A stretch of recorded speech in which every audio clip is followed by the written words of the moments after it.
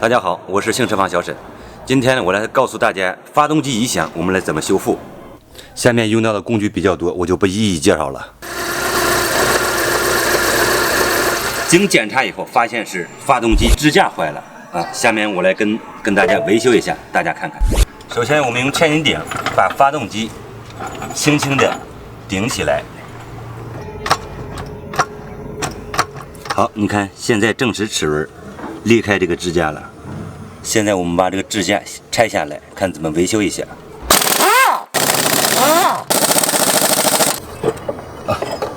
支架拿掉了，拆掉与支架连接的所有螺丝。好，糟糕，这个支架是因为断裂导致的这个正时齿轮磨这儿了。现在我们只能更换新的了。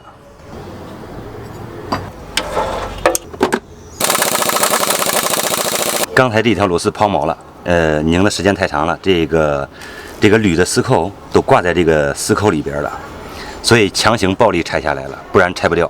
我们把这个支架的下半部分拆下来，发现下半部分带着助力泵，我们把助力泵拆下来。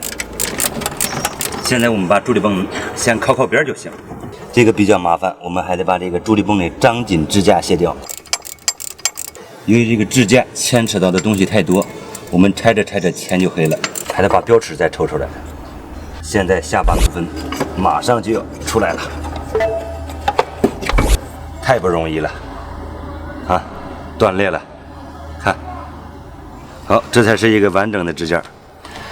这个支架断裂的这个原因呢，我分析了一下，主要是上面这个螺栓固定的不够结实，导致从这个地方断裂。安装一下新的吧。安装的时候还必须把正时皮带拆掉，把主轴螺丝卸掉，把曲轴皮带轮拿掉，然后把下半部分这个正时壳我们拆掉它。拆正时皮带之前，我们首先对好正时标记，这个正时齿上这个豁口对准这儿这个三角，大家看看啊，这个滑键冲着这个曲轴上面这个正时齿轮里边这个滑键，这两个撑齐就行了。现在我们就可以拆正时皮带了。标记对好了，我们把皮带拿下来。好，我们比较了一下，这个新的跟旧的是一模一样的。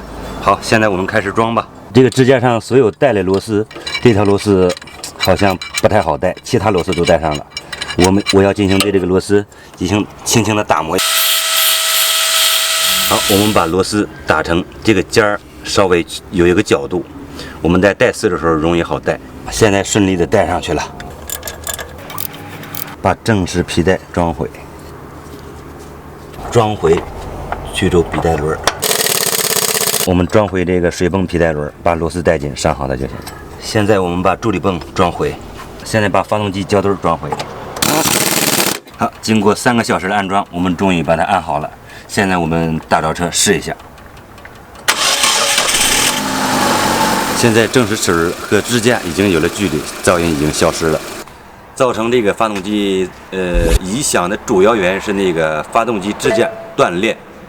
造成那个支架断裂的主要原因就是那个支架螺丝没有扭紧。本期节目到此结束了，大家有什么建议或问题，在屏幕下方留言。咱们下期再见。